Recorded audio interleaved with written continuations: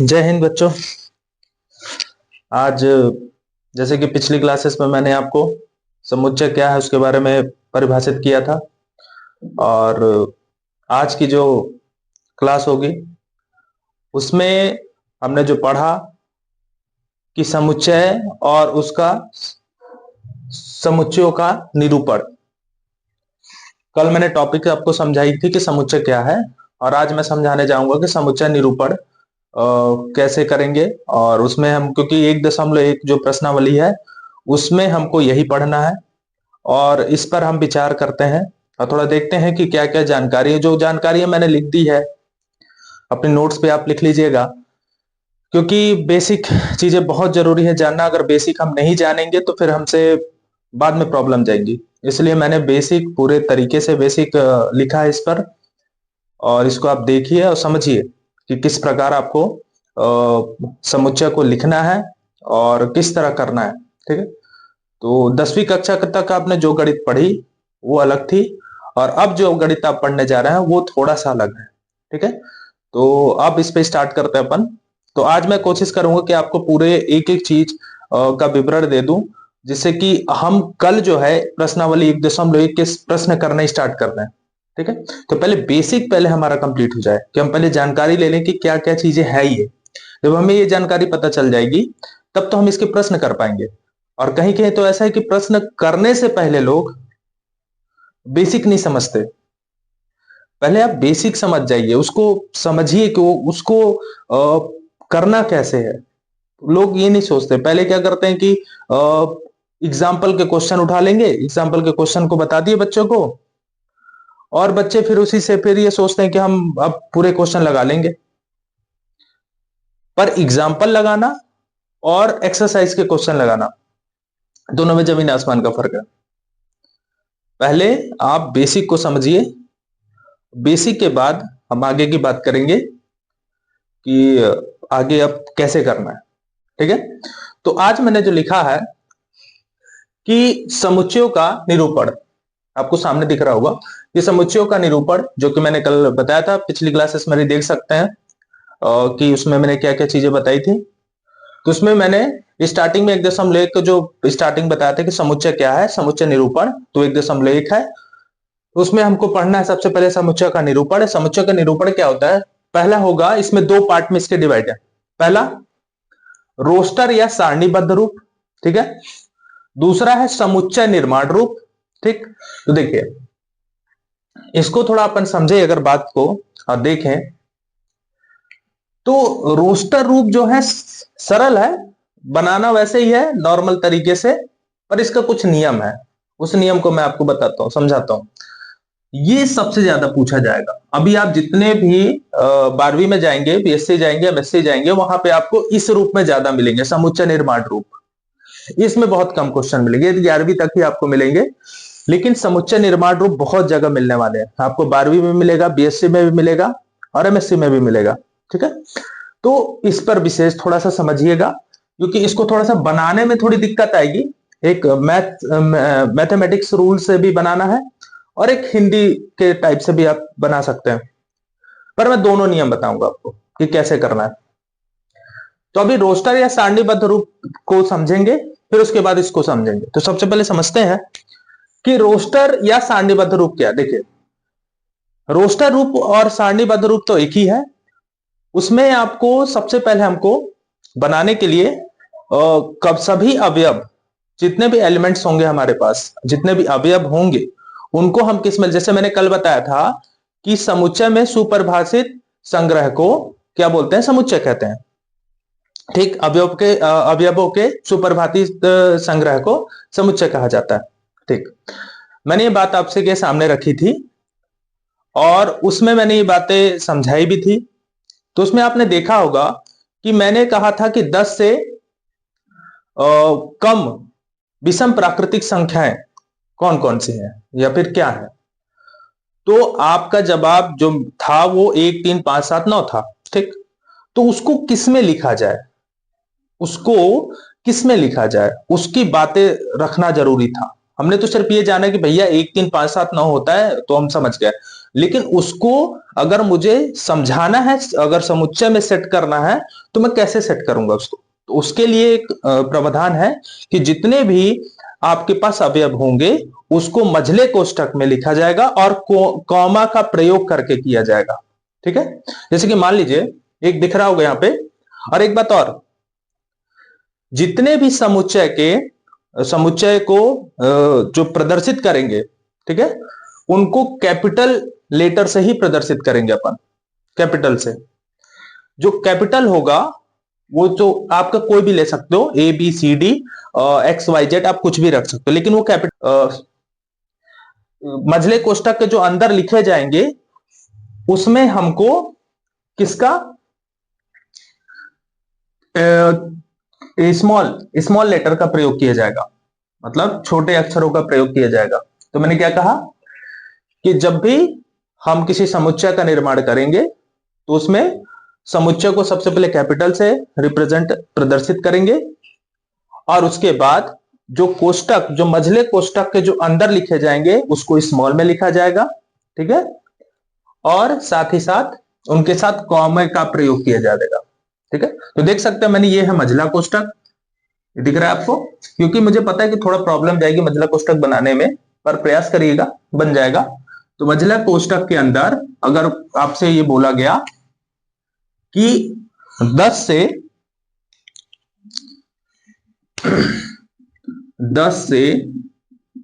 कम विषम प्राकृत संख्या, ये अगर बोला गया तो इसको लिखेंगे कैसे। तो मैंने इसको ऐसे लिखा है कि ए, और उसके बाद मैंने जो ये बनाया है ये है मझला कोष्ठक है, इसमें मैंने क्या लिखा 1 3 5 7 9 और देखिए कॉमा लगा के लिखा। ठीक है, तो पहला रूल ये कहता है कि समुच्चय के अवयव को सूची बनाकर उन्हें मझले कोष्ठकों, जैसे ये जो बना हुआ है, में कॉमे का प्रयोग करके लगाकर लिखा जाता है, जो कि ये मैंने बताया। ठीक है, इसको ध्यान दीजिएगा। अब उसके बाद दूसरे में ये कहता है कि अवयव की सूची में किसी भी अवयव को पुनरावृत्ति नहीं की जाएगी। मतलब कि मान लीजिए आपने 12 का अभाज्य गुणनखंड निकाला, तो 2 छिक्का 12, 2 2 3 6, 3 एकम 3, ये निकला। ठीक, अगर मुझे इसको रोस्टर रूप में लिखना हो इसको, तो मैं कैसे लिखूंगा। तो जब मैं इसको रोस्टर रूप में लिखूंगा तो सबसे पहले जो मैं बनाऊंगा उसको कैपिटल में, क्योंकि मुझे उसको समुच्चय को दर्शाना है, तो मैं इसको कैपिटल रूप में लिखूंगा, फिर बराबर का चिन्ह लगाऊंगा, फिर मझला कोष्ठक बनाऊंगा, और फिर अब कुछ बच्चे क्या करेंगे कि ये 2 2 और 3, इसे करने के बाद इसको दर्शा देंगे, बता देंगे कि सर ये अब ठीक है।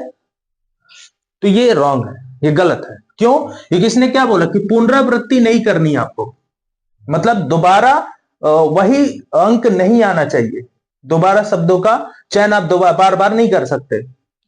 तो यहां पे क्या करना है मुझे कि मैं जब लिखूंगा तो मैं ये 2 अगर 2 बार है तो मैं उसको एक ही बार लिखूंगा, और 3 तो है, तब ये आपका क्या बनेगा, ये कंप्लीट आपका समुच्चय बनेगा। ठीक है, नेक्स्ट, अवयवों को किसी भी क्रम में लिखा जा सकता है, बिल्कुल लिखा जा सकता है। देखिए 1 3 5 7 9 था, मैं इसको यदि चाहूं तो मैं 9 7 5 3 1 किसी रूप में लिख सकता हूं, कोई प्रॉब्लम नहीं जाएगी। ठीक है, तो क्या क्या सीखे अपन कि सबसे पहले समुच्चय को कोष्ठक में पूरे अवयव जितने भी होंगे उनको मझले कोष्ठक में रखना है और कॉमा लगा के रखना है। ठीक है, दूसरी बात मैंने बताई कि इनका पुनरावृत्ति नहीं होना चाहिए, रिपीट नहीं होना चाहिए। अगर दो बार है तो उसको एक ही बार 2 लिखेंगे, अगर डबल ई है स्मॉल में तो उसको एक ही बार रखेंगे, एक ही ई रखी जाएगी। और यदि किसी भी जो अवयव होंगे उस अवयव को आगे पीछे आप लिख सकते हो, कोई प्रॉब्लम नहीं जाएगी। ठीक है, तो ये बातें मैंने आपके सामने रख दी। तो अब ये बातें आपको समझ में आई होगी, कि आपको ये समझ में आ गया होगा कि किस तरह किया जाना है और समझना है। अब आगे की बात पे आते हैं। जो कि ज्यादातर समुच्चय निर्माण रूप है। ये बहुत ज्यादा कॉन्सेप्ट इतना अच्छा है और ये बहुत बार बीएससी, एमएससी और आपके 12th में पूछे जाते हैं। इसको तो कम होगा लेकिन इसका बहुत ज्यादा पूछा जाएगा। तो इसके लिए मैंने बताया कि इस विधि में मझले कोष्ठक का तो प्रयोग करना है, लेकिन अवयवों के लिए एक्स या और संकेत लिखकर उनका गुणधर्म लिखा जाता है। मान लीजिए जैसे मुझे इसको लिखना है, मेरे को अगर इसको लिखना है, ये मेरे पास दे रखा होगा 1 3 5 7 9, ये मुझे क्या रखा होगा, दे रखा होगा। ठीक है, ये मुझे दे रखा होगा। अगर ये मुझे दे रहा होगा कि 1 3 5 7 9 मेरे पास होगा, और मुझे अब इसका निर्माण करना है, समुच्चय निर्माण रूप में करना है, तो मैं कैसे करूंगा इसको? तो देखिए, इसको करने का तरीका ये होगा कि किसी भी अवयव को एक्स या और भी किसी संकेत में लिखा जा सकता है, कोई भी संकेत में आप लिख सकते हैं। तो मान लीजिए मैंने इसको, इस पूरे एलिमेंट जितने भी ये दिख रहे हैं, ठीक है, जितने भी आपको ये दिख रहे हैं, इन सबको मैं क्या मान लेता हूं, इन सबको मैंने ले लिया एक्स। ठीक है, क्योंकि इसने कहा ना कि सबको आप एक्स के ही रूप में संकेतित करेंगे, तो मैं क्या ले लिया, ये एक्स है, तो मैंने यह क्या रखा, एक्स रखा। ठीक, क्योंकि ये पूरा एक्स है तो मैंने इसको रखा क्या, एक्स, सच दैट, इस चिन्ह को क्या बोलते हैं समझिएगा। देखिए, इस चिन्ह का प्रयोग किसमें किया जाता है, सच दैट में, इसको सच दैट कहा जाता है। ठीक है, इसका प्रयोग सच दैट कहा जाता है। ठीक है, तो एक्स, ये जो पूरा एलिमेंट्स आपको दिख रहा है, ये समुच्चय, इसको मैंने क्या ले लिया, एक्स। तो एक्स जो है इस प्रकार, इसको बोलेंगे इस प्रकार है कि एक्स, ठीक है, एक्स इस प्रकार, या एक्स सच दैट, एक्स इस प्रकार है, कॉमा, कि जो ये पूरा लिखा हुआ है यह 10 से कम विषम प्राकृत संख्या है। कोष्टक क्लोज कर देंगे आप। ठीक है, तो जो आप लिखोगे इसको, तो ऐसे लिखोगे कि x, ये पूरा जितना लिखा होगा ये पूरा क्या होगा, x जो है, x सच दैट, x मतलब ये वाला पूरा x 10 से कम विषम प्राकृतिक संख्या है। मुझे अगर इसको समुच्चय निर्माण में लिखना है, ठीक है, मैं कुछ भी और भी इसके बात करूंगा, तो फिर समझिए। हाँ, एक चीज और जानिए कि सच दैट इसको भी बोलेंगे आप, ठीक है, और कहीं कहीं आपको कॉलेज वगैरह में ऐसे लाइन दे देगा एक्स और इस तरह का लाइन खींच देगा, इस तरह का, तो वो भी क्या कहलाएगा, सच दैट ही कहलाएगा। उसको भी आप सच दैट ही कहेंगे आप। ठीक है, इसमें कोई प्रॉब्लम नहीं है। तो अगर ये बिंदी दो आपको दिखाई देती हैं तो वो भी सच दैट कहलाएंगी, और इस तरह की लाइन यदि खींची दिखेगी वो भी सच दैट कहलाएगी। ठीक है, तो वही लिखा मैंने कि जो ये x है, ये वाला x, या आप z भी लिख सकते हो, p भी लिख सकते हो, q भी लिख सकते हो, कुछ भी लिख सकते हो। तो ये जो x है, सच दैट ये पूरा x 10 से कम विषम प्राकृतिक संख्या, जो कि आपको दिख रहा है। ठीक है, तो एक और एग्जांपल लेता हूं, समझिएगा। तो यहां तक आपको समझ में आ गया। अब इसके बाद एक और एग्जांपल लेता हूं, इससे आपको और भी अच्छा समझ में आएगा। ठीक है, देखिए, मैंने अभी बताया था आपसे कि रोस्टर रूप, सारणीबद्ध और समुच्चय निर्माण रूप। ठीक है, तो पहले स्टार्टिंग में बता दिया था कि इसके पूरे कैसे आपको बनाना है। अब मैं कुछ इसके एग्जाम्पल आपको समझाता हूं कि देखिए कैसे कैसे इसको बना रहा हूं मैं, उसी तरह आप प्रयास करिएगा, क्योंकि 1 के पूरे क्वेश्चन इसी के हैं। और अगर आप इसको बनाना सीख गए तो समझिए कि आपने आधा ज्यादा उसकी प्रश्नावली कर डाली। ठीक है, थोड़ी और भी आगे मिलेंगे। तो देखते हैं, पहला लिखा है कि 10 से कम विषम प्राकृतिक संख्या। तो 10 से कम विषम प्राकृतिक संख्या, जब आप इसको किस में लिखना है, रोस्टर रूप में बनाना है, तो मैंने सबसे पहले आपको ये बात बताई थी कि सबसे पहले आपको कैपिटल रखना है। ठीक है, पहला जो समुच्चय आप बनाएंगे समुच्चय को, तो समुच्चय को प्रदर्शन किससे किया जाएगा, प्रदर्शित किससे किया जाएगा, तो कैपिटल लेटर से। तो भी कोई भी कैपिटल लेटर आपका हो सकता है, पी लिख सकते हो, ए लिख सकते हो, जेड लिख सकते हो, एनीवन, कुछ भी आप रख सकते हो, ठीक है। तो सबसे पहले मैं यहां पे ए लिखा और मैंने वही मझला ब्रैकेट का यूज किया। 10 से कम विषम, तो 10 से कम तो आपको पता है कि 1 होगा, 3 होगा, 5 होगा, 7 होगा, 9 होगा, और मैंने ब्रैकेट को क्लोज कर दिया, ठीक, ब्रैकेट क्लोज हुआ। इसी प्रकार अंग्रेजी वर्णमाला के स्वर, अंग्रेजी वर्णमाला के स्वर आते हैं, तो इसको भी मैं, आप चाहे तो बी से रिप्रेजेंट कर सकते हैं उसको, ठीक है, बी से प्रदर्शित कर सकते हैं। अब उसके बाद उसको लिखिए, तो अंग्रेजी वर्णमाला में क्या आएगा, तो आपका आएगा ए आएगा, ई आएगा, आई आएगा, ओ आएगा और यू आएगा। इसको आसानी से आप बना सकते हैं, कोई दिक्कत नहीं आपके लिए। चलिए आगे बढ़िए, देखिए मैं किस तरह लिख रहा हूं। मैंने दोनों कोष्टक का प्रयोग किया, मैंने कॉमे का प्रयोग किया, ठीक है, और इसके अंदर के जो आपके अवयव हैं वो सब कॉमे में लगे हुए हैं, मैंने कॉमे का प्रयोग किया है, ठीक है। तो आप डायरेक्ट मत लिखिएगा, वो गलत होगा। और सामने जिस समुच्चय को मैंने दर्शाया, पूरा जो समुच्चय बन रहा है रोस्टर का, वो किससे दर्शा दो, कैपिटल से दर्शा रहा हूं, तो इस कैपिटल को जरूर ध्यान रखिएगा, ठीक है, जो कि मैंने आपको पहले ही बातें रखी थी। 3 से बड़ी और 10 से छोटी प्राकृतिक संख्या, 3 से बड़ी और 10 से छोटी, ठीक है। तो देखिए 3 से बड़ी क्या होता है ये भी आपको पता, तो इसको मैं, आप जेड से बनाना चाहें तो जेड से कर दीजिए, नहीं तो आप सी से करना चाहते तो सी से कर सकते हैं, कोई दिक्कत नहीं है आपको।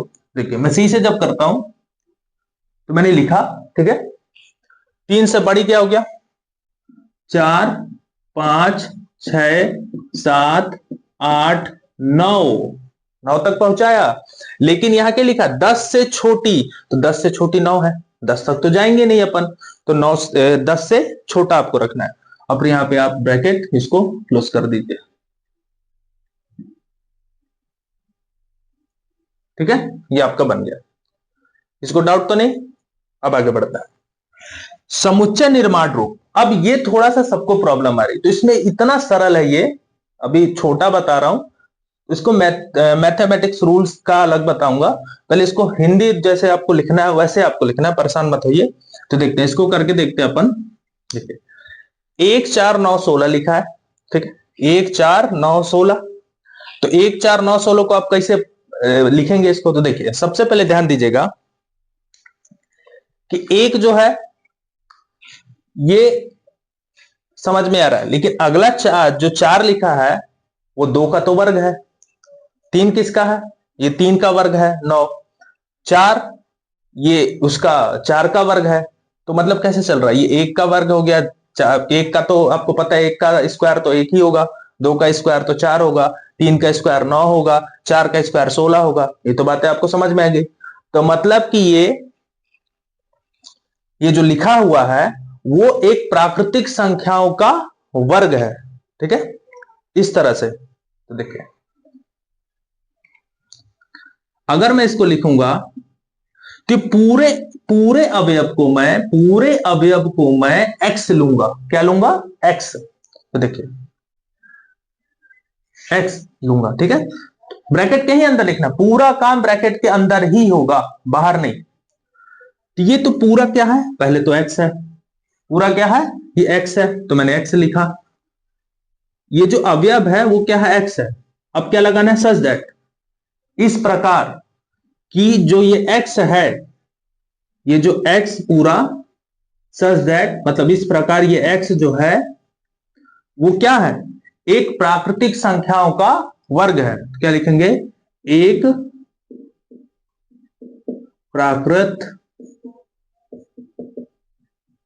संख्या का वर्ग है, बस ब्रैकेट क्लोज कर दीजिए। अगर आपको और भी इसमें दिक्कत है तो आप इसके आगे लिख सकते हैं थोड़ा सा, ये देखिए ये तो 16 तक है, प्राकृतिक संख्या तो आपको पता है अनंत तक जाती है, पर ये कहां तक है, 4 तक का ही वर्ग बना है। तो आप इसको लिख सकते हैं कि x कैपिटल N, N मतलब होता है नेचुरल नंबर आपका, प्राकृतिक संख्या जो कि बड़ा है, 5 तक इस्तेमाल किया है, ठीक है।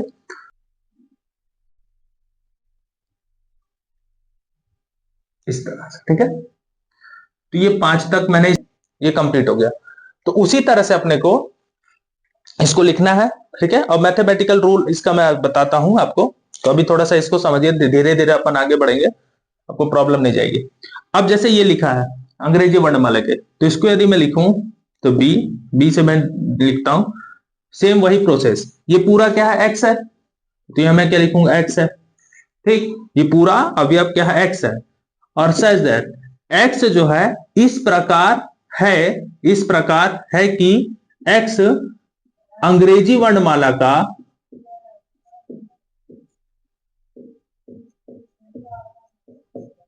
माला का क्या है, स्वर है, ब्रैकेट क्लोज।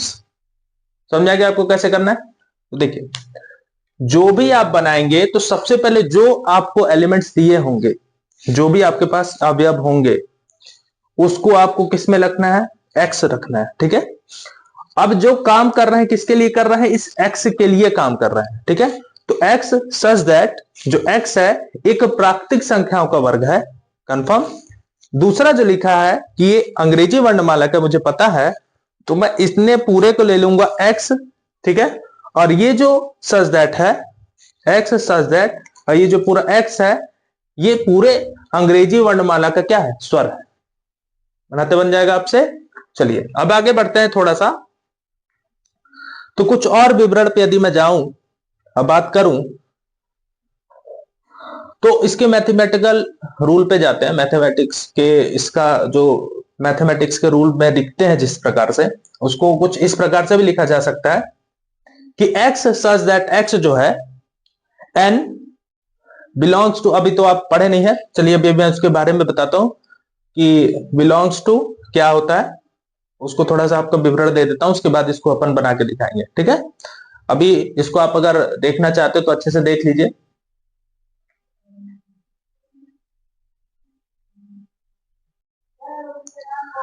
देखिए अब सामने आपके लाया मैं, सामने आपके दिख रहा होगा बिलोंग्स टू और डज नॉट बिलोंग्स टू, ठीक है।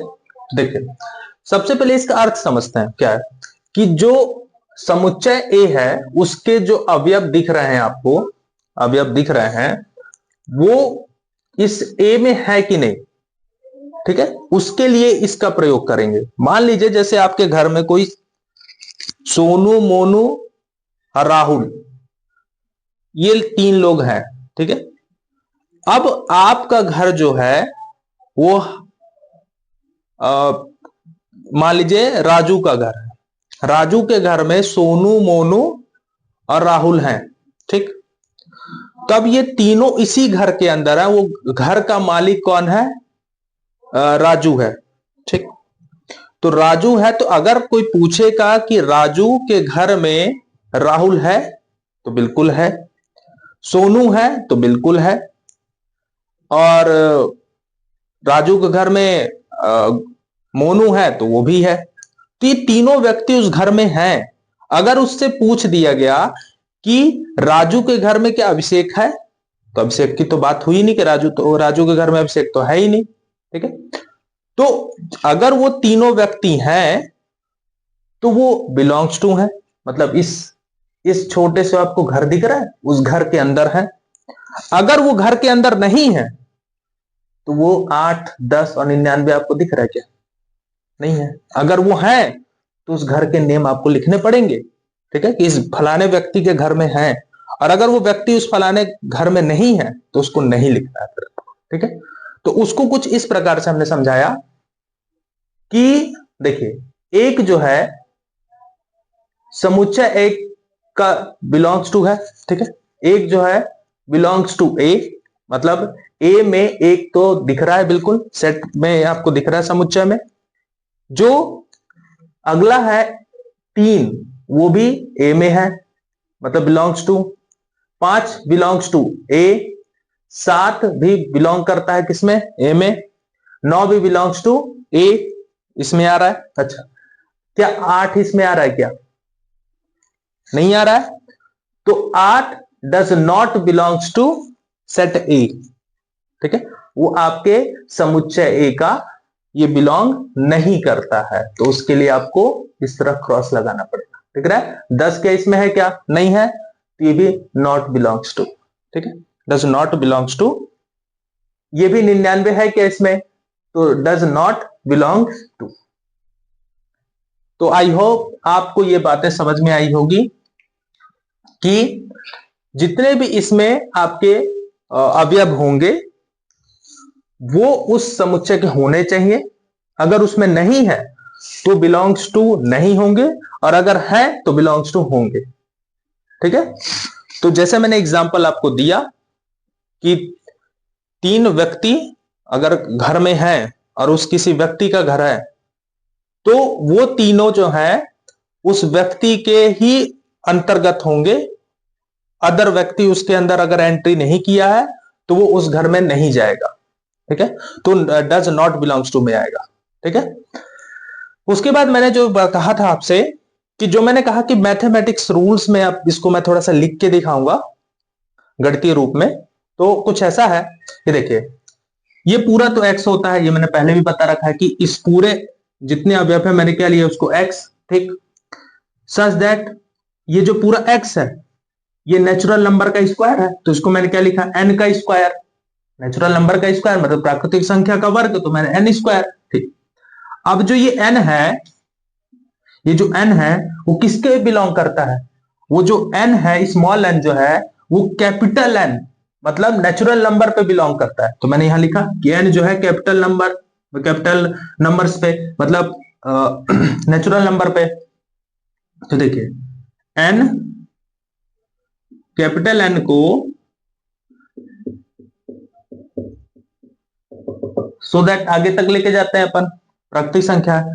अब जो ये n है वो कहां तक है, तो n जो है 5 से क्या है, छोटा है। जो प्राकृतिक संख्या हमने ली है वो क्या है, 5 से छोटी है। तो देखिए मैंने जो यहां पे लिखा वो 4 तक ही है। मतलब मैंने किसको रखा, 1 रखा, 2 रखा, 3 रखा, 4 रखा, 5 को तो मैंने रखा ही नहीं, क्यों, क्योंकि 5 से छोटी है। बात समझ में आ गई। तो ये बातें हमको थोड़ी सी ध्यान रखनी है, और आप हो सकता है आपको ये बातें समझ में आई होगी, और इसको ध्यान से समझिए, पढ़िए, और जहां आपको कंफ्यूजन लगता हो मुझे कमेंट करिए। अगर कहीं आपको ऐसा लगता हो कि मुझे समझ में नहीं आ रहा है या मुझे कहीं डाउट लग रहा है तो मैं इस पे आपका निराकरण जरूर करूंगा। सभी के कमेंट में पढ़ता हूं जो भी कमेंट कर रहे हैं, और वीडियो ज्यादा से ज्यादा शेयर करिए। ठीक है, जिससे आप सभी को जानकारी पता हो कि आपको बेसिक से शुरुआत कर रहा हूं, और बेसिक से बेसिक आपको मैथ्स आपको पढ़ाई जाएगी, कहीं पे भी आगे पीछे नहीं की जाएगी। ठीक है, तो इसी के साथ जय हिंद, जय भारत।